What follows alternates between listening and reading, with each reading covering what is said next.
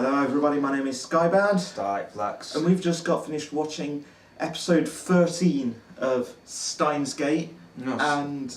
well, yeah, 13 for bad luck, because how many times did a particular character die again? how many times did Mayuri die? Well, let's see. If we include in this episode, technically she did die right at the beginning, even though that was just a flashback to the end of the previous episode, but I'm counting that one. Screw it. Then there was the second time where she got hit by a car. Yeah. Then there was the third time where she was hit by a train. And okay, so she died a total of three times in that episode. Did she always die at the exact same time? No, she didn't die at the exact same time. I'm pretty sure she got shot at around 6 o'clock in the evening. I can't quite remember when she got hit by a car, but I think it was a bit later than that. And on the train, it was about 8 o'clock, because it said above the subway on the clock that it was 1950 at the time, and I think it went to 1959 when she fell over into the tracks. By being surprised by her sister, wasn't it, or something like that? No, I think it was Nay-chan. It was Nay, the little daughter of Mr. Brown. Oh right. Pretty sure that's who it was. Right. Okay. Yeah. So we also got to see some of Part-Time Warrior being a Part-Time Warrior. Yeah, actually being a badass. Yeah, that was pretty good. Clearly, also, she said like the 42-inch CRT downstairs was turned on, which is relevant because that was what was being used as the, I think they said of the components, the CRT TV was the lifter? Oh, right. Yeah, because there's like two components you need, isn't there? And there's a lifter, and then there's something else. But something about that 42-inch TV being on is relevant to them being able to do their experiments, basically. So that explains why she ran out, didn't it? That explains why she ran out of the... Oh yeah, maybe she was turning it on. That would make sense, actually, because it was in the evening, and normally that would be turned off, because it's only on during the business hours that Mr. Brown is working in the CRT store. Yeah. So that's... okay, so that makes sense. That's where she ran off to, and that's why she came back shortly after. Yeah. Because she knew that they have to have that TV on in order to be able to use the time leap machine. Yeah. In order to leap back in time and prevent what was about to happen from happening. Yeah. So, bloody hell, this is getting convoluted, isn't it? It's time travel. What do you expect? It's going to get absolutely converted. It's still really kind of interesting. I mean, they said they weren't doing much time travel, and in the next fucking episode they do a whole shit ton of it. It's basically nothing but time travel at this point. It's just, I mean, that was just Okabe just going back in time and just like... how long is it going to be until he realises he has to change world line? Because I think that's what it is. He's stuck on the same world line, and the same sort of events happen, although not literally the same events. So it seems like... I think it's more like, you know, in this world line, Mayuri dies on this day, basically.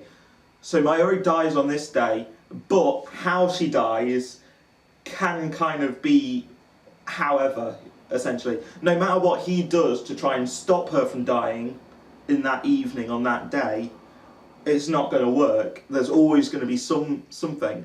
And plus you've already seen they've got Moeka and like that, the sort of gang that she's with, like the CERN people, they're sort of actively on the lookout for them. So even if they do try to escape the city, they're still sort of tracking them. So I think, to be fair, he needs to...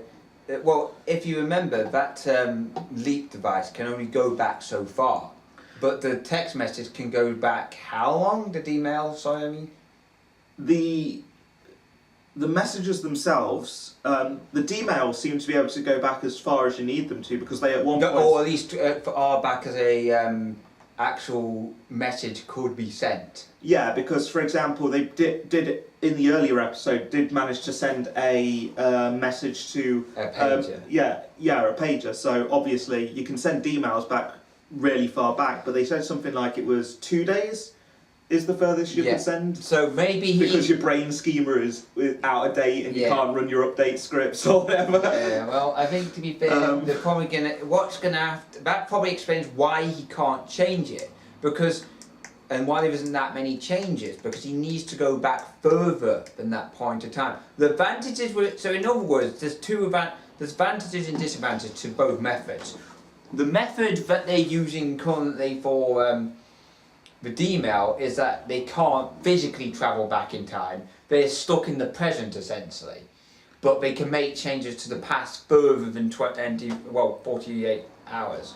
Yeah. However, with this, they can physically travel back in time, helping them get away from CERN, but not being able to change anything. So they need to combine the two in some methods. So I can see that happening in a future event or episode. I've got to wonder though, how is this gonna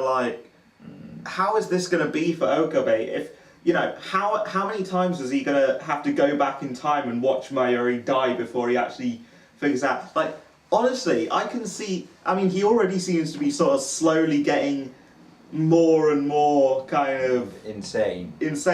Can you imagine having to just see that over and over and over again? Every time you try to stop that from happening, it just happens anyway. That would drive you insane, basically.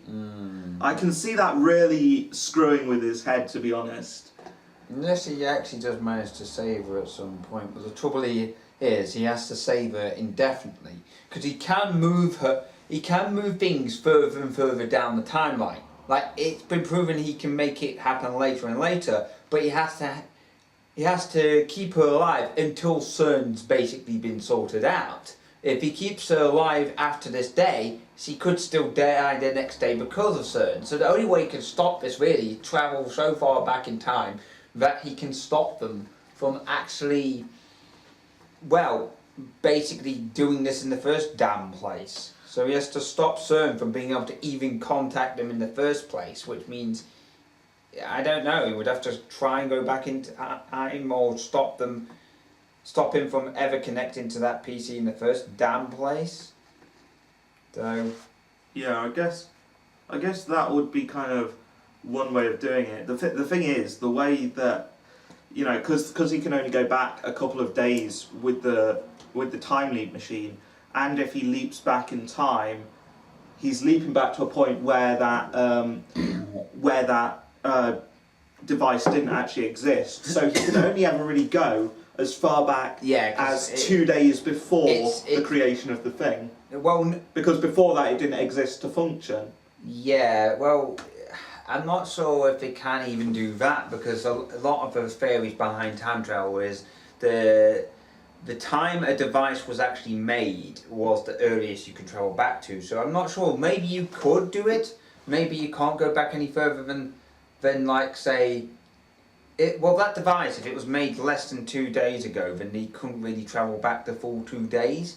But if it was made like 10 days ago, he could go back to, say, unless he was traveling. Yeah, time travel. It's fucking complicated. But the thing is, I think he couldn't travel back further than 2 days before the device. I think there's like the day the device was made, maybe the furthest he can travel back. I don't know.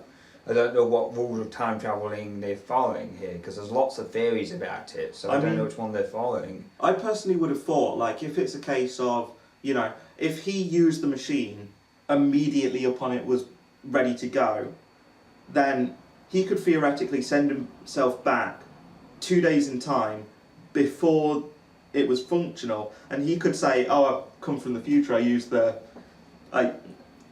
time leap machine," and they'll be like, "What are you talking about? The time we haven't finished making it yet." But when they do finish making it, there's only a fixed point he can go back. Yeah, this is the point I'm making about the advantages and disadvantages of both methods they're using. one can allow him to switch to a completely different line, because it takes maybe there's one thing about more than 1% divergence. Maybe he travels back. Maybe that whole 1% divergence is when we see those numbers change, and in order for but it's getting further from 1%. Yeah, no. What I'm referring to is that in order for those numbers to change in the first place, he has to change that current world line by 1% in order to do it. At the moment, he's going back to like 2 days at maximum and can't change it enough, because going back 2 days is not enough to move that world line by 1% divergence. But by using the text message, he can send something back even further and be able to be able to change the world line enough that. So what he could do is he could go back a couple of days back in time, then send a D-mail that will change the world line that they're on. Yeah, that's what I reckon they're going to end up doing, because it's the only combination of actions I could see them doing at this moment that could lead them to getting away from this problem with CERN. But it still begs the question, like, what is going to happen with CERN? Like, because at this point they've established a connection, and I think they would have had that connection for longer than 2 days. Yeah. So I think at this point, no matter what they do, CERN is still going to know what they're up to, and whether they actually action that sooner rather than later. Well, I reckon that if he can get back, and then as soon as he gets back to that point, he has to say to them, look, I want to try out sending one more email. And it could be whatever it needs to be to stop that flipping connection from happening in the first place, because he's got to stop that connection to their machine. I think that's what he's going to have to somehow try and do. But basically, he needs to send a text message to his past self saying, "No, it's time to stop." Yeah, maybe. I don't know where they would go. But anyway, I think we discussed this to the end of. Yeah, it's a complicated thing, but it's time travel. These discussions were going to go on for as long as they have, so. But it was good. It was very interesting, and I'm sure we're going to see what happens in episode 14 as well. But for the time being, I hope you enjoyed our episode discussion. I hope you enjoy our reaction. That's down there in the description if you haven't seen it already. Steins Gate is great. It's good fun. Anyway, thank you for watching. I'm Skybound. Starlight Flux. And we'll see you next time. Goodbye.